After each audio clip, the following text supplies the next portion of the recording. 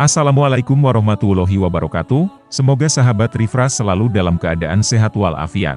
Abdullah bin Ubay bin Salul adalah seorang tokoh suku Khazraj yang berada di Yatsrib, Madinah. Saat itu Madinah dikuasai oleh beberapa suku, di antaranya Khazraj, Aus dan suku Nadir. Suku Khazraj dan Aus bersepakat untuk memilih Abdullah bin Ubay sebagai pemimpin mereka. Dalam pandangan masyarakat Madinah kala itu, Abdullah bin Ubay adalah orang yang baik, mulia, santun sehingga banyak yang menyukainya. Maka disiapkanlah singgasana, tahta untuk mengangkat Abdullah bin Ubay. Namun, ada 6 orang dari Madinah pergi ke Mekah menemui Rasulullah Shallallahu Alaihi Wasallam untuk masuk Islam. Saat pulang ke Madinah, 6 orang ini lambat laun memberi pengaruh pada masyarakat. Sehingga banyak dari mereka yang akhirnya meninggalkan berhala lalu masuk Islam. Allah kemudian memerintahkan Rasulullah Shallallahu Alaihi Wasallam dan kaum muslim agar berhijrah ke Madinah. Tak disangka, ternyata orang-orang Madinah sudah banyak yang mencintai Rasul dan menyambut kedatangannya. Karena ada Rasulullah, masyarakat Madinah lebih mencintai beliau dibanding Abdullah bin Ubay bin Salul. Maka Abdullah bin Ubay terlupakan begitu saja, bahkan batal diangkat menjadi seorang pemimpin. Inilah yang membuat Abdullah bin Ubay menjadi marah hatinya, murka jiwanya dan timbul benci kepada Rasulullah, ingin diakui lagi oleh masyarakat. Abdullah bin Ubay memutuskan masuk Islam. Tapi Islamnya hanya sebatas di lidah, ia menampakkan diri seolah-olah seorang muslim.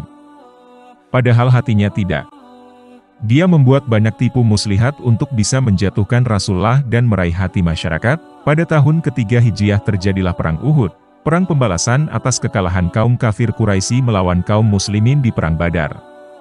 Pada Perang Uhud, 1000 pasukan muslim dikerahkan dari Madinah. Di tengah perjalanan menuju medan perang, Abdullah bin Ubay bin Salul memprovokasi pasukan muslim dengan berkata, "Kalian mau mati sia-sia di Uhud? Untuk apa kalian berperang? Lebih baik kalian pulang saja ke Madinah dan tidak perlu membela agamanya Allah." Untuk apa? Provokasi Abdullah bin Ubay berhasil membuat 300 orang pasukan muslim mundur dan mereka tidak jadi ikut dalam Perang Uhud. Tak hanya dalam Perang Uhud, Abdullah bin Ubay kembali melancarkan aksi munafiknya saat usai Perang Bani Mustalik. Dia memprovokasi permusuhan antara kaum Anshor dan kaum Muhajirin. Dia bilang kepada kaum Anshor, "Kalian tahu wahai kaum Anshor, kalian menolong Muhajirin ini ibarat sedang memberikan makan kepada anjing. Dan anjing itu akhirnya menggigit kalian. Untuk apa kalian membantu orang Muhajirin? Kalian itu Anshor yang bisa lebih hebat daripada Muhajirin. Dan lihatlah, kita ini orang-orang mulia dan akan mengusir orang-orang hina tersebut." Kalimat provokasi ini sampai di telinga Umar bin Khattab. Umar tidak tinggal diam dan mengadukan kepada Rasulullah, "Wahai Rasulullah, Abdullah bin Ubay ini tidak bisa dibiarkan begitu saja. Ia telah berperilaku jahat, ibarat musuh dalam selimut, duri dalam daging. Bagaimana kalau aku penggal saja kepalanya?" Jelas Umar bin Khattab dengan nada marahnya. Namun kemudian anak Abdullah bin Ubay bin Salul yang bernama Abdullah bin Abdullah mendengar hal tersebut. Ia memohon pada Rasulullah agar ayahnya dibebaskan dari hukuman. "Aku adalah seorang hamba Allah yang beriman dan engkau tahu, wahai Rasulullah, aku juga seorang anak yang berbakti pada orang tua. Aku tahu bahwa ayahku adalah orang yang munafik, orang yang sesungguhnya membenci Islam. Aku dengar Umar ingin membunuhnya. Jangan ya Rasulullah, aku takut, kalau itu terjadi, aku balas dendam dan membunuh seorang muslim yang membunuh ayahku dan aku menjadi kafir. Lebih baik aku saja yang membunuh ayahku sendiri, wahai Rasulullah." Bijaksananya Rasulullah, beliau memaafkan apa yang telah diperbuat Abdullah bin Ubay. Beliau tidak menginginkan pertumpahan darah.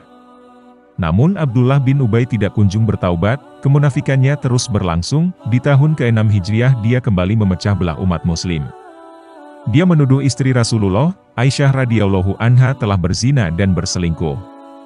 Dan gemparlah seluruh Madinah. Hal ini menyakiti keluarga Rasulullah. Saat Rasulullah Shallallahu Alaihi Wasallam pulang dari Perang Tabuk tahun 9 Hijriah, Abdullah bin Ubay jatuh sakit dan menghembuskan nafas terakhirnya. Anaknya kemudian meminta jubah Rasulullah untuk dijadikan kain kafan ayahnya. Rasulullah memaafkan dan memberikan jubahnya kepada Abdullah bin Abdullah. Setelah dikafani, Rasulullah ikut mensyalati jenazah Abdullah bin Ubay. Umar kembali protes, mempertanyakan untuk apa mensyolati jenazah orang munafik, dan benar saja, sia-sia saja mensyolati jenazah orang munafik. Allah berfirman dalam surat At-Taubah ayat 84, "Dan janganlah engkau, Muhammad, melaksanakan sholat untuk seseorang yang mati di antara mereka, orang-orang munafik, selama-lamanya dan janganlah engkau berdiri, mendoakan, di atas kuburnya. Sesungguhnya mereka ingkar kepada Allah dan Rasul-Nya dan mereka mati dalam keadaan fasik." Demikian sekelumit kisah tentang Abdullah bin Ubay, seorang provokator dan penyebar hoaks di zaman Nabi.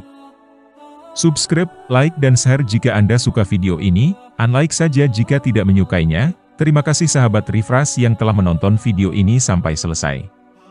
Assalamualaikum warahmatullahi wabarakatuh.